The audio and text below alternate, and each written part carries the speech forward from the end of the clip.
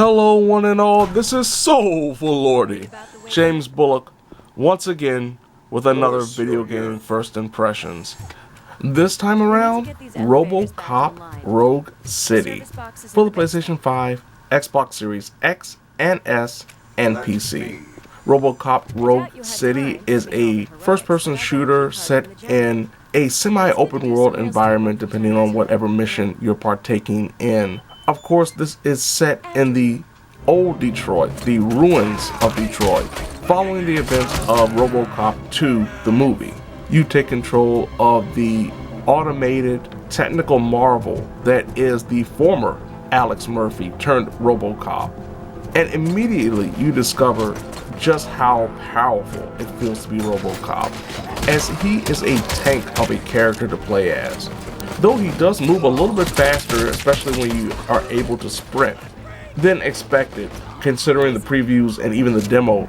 Initially, Robocop only has his Auto 9 gun that can be upgraded and modified thanks to boards that you can find either when going throughout certain missions and even completing particular missions or side missions. And with these boards, you can actually upgrade weapon reload speed, damage, and if you use the right paths, you are able to unlock certain special abilities for that gun. Like, for example, one board will allow you to have automatic reload, so you never have to reload. Now, the Auto 9 has infinite ammo, but depending on the board, you may have to reload. You won't have the ability to just shoot continuously. Or, one of the more impressive things when it comes to shooting enemies, dismembering enemies in gratuitous fashion. The level of gore that is associated with this game is very much like the source material. Now, you don't just have the Auto 9 pistol, you can actually pick up weapons that are dropped by enemies that you kill. Robocop does have some special abilities, including the ability to utilize a temporary shield, punch enemies, grab enemies and throw them. You can grab barrels, explosive barrels, and throw them to cause, of course, explosions. Robocop can utilize a rechargeable dash that is good for closing distance and once again grabbing enemies if you're able to line it up properly. He can also slow down time, and a lot of these abilities are connected to the skill tree. Now, the skill tree is very straightforward. You get skill points by gaining experience points. If you hit the threshold of 1,000 experience points, you get a skill point. You also get skill points as a reward for completing certain missions or discovering certain hidden items. And with these skill points, you can unlock not only special abilities that help you in combat, but also dialogue options. For example, during a bank heist, having armor up to level 4 allowed for Robocop to disarm the bomb that was attached to the bank manager without harming anyone else. But without this, you would have to go through a minigame of trying to figure out how to defuse the bomb properly. It encourages and incentivizes the player to utilize those skill points and plan accordingly, because you never know when you may need a particular skill or ability at a certain level.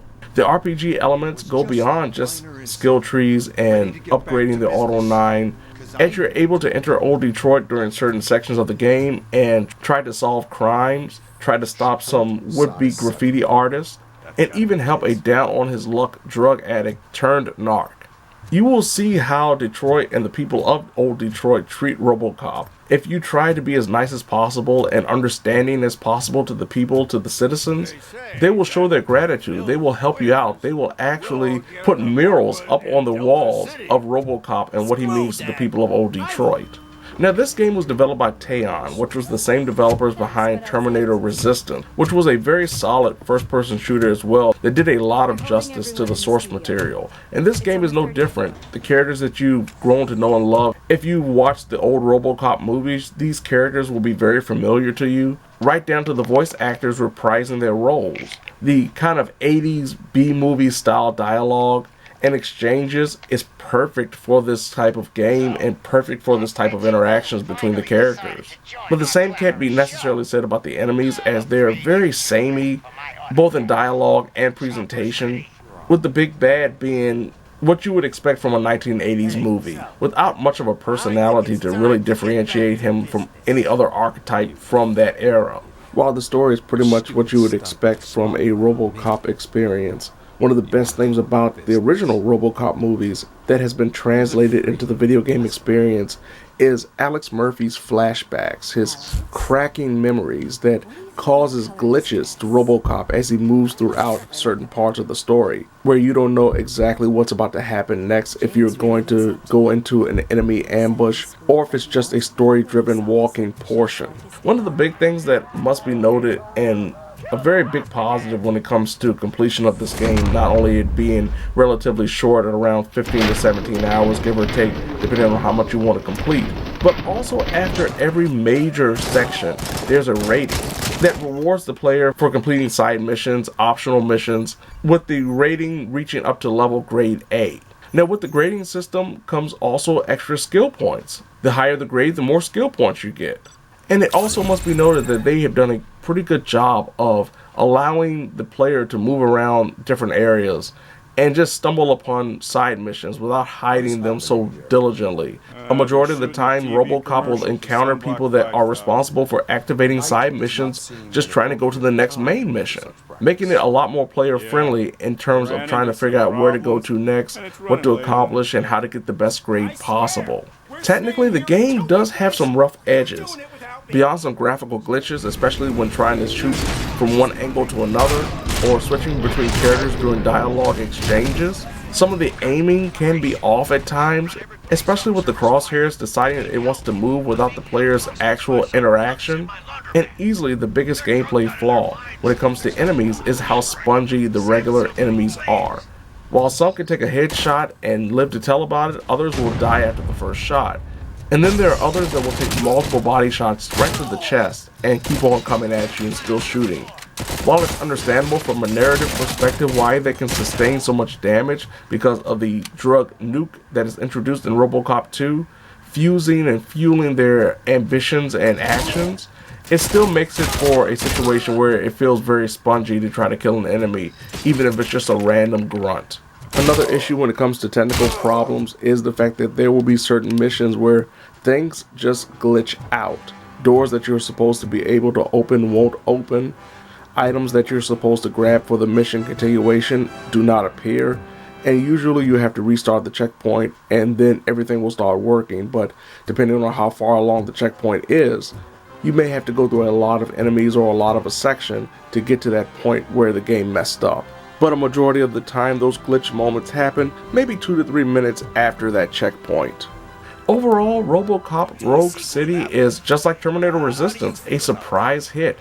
It's a game that doesn't try to do too much different from what it's set out to do.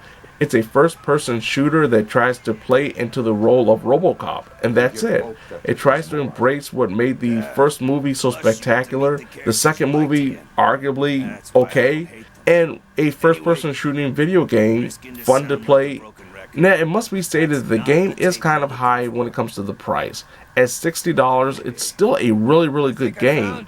And depending on who you are as a player, it may be well worth your money, but a majority of players will probably feel that this is one of those games that you can wait to play when it's on sale, maybe $35, $40 instead.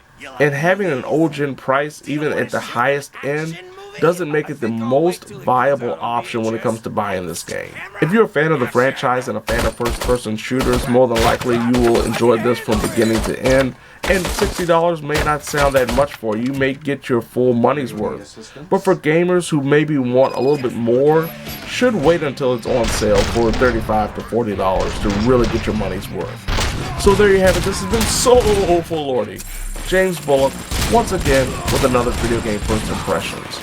Robocop Rogue City for the PlayStation 5, Xbox Series X and S, and PC. Now, if you don't mind, the cops of old Detroit have decided they want to see what is the more efficient killing machine, Ed 209 or Robocop. So when Robocop and Ed 209 breach the doorway to show all the criminals of old Detroit what's in store for them, they will have no choice but to say, "Oh Lordy."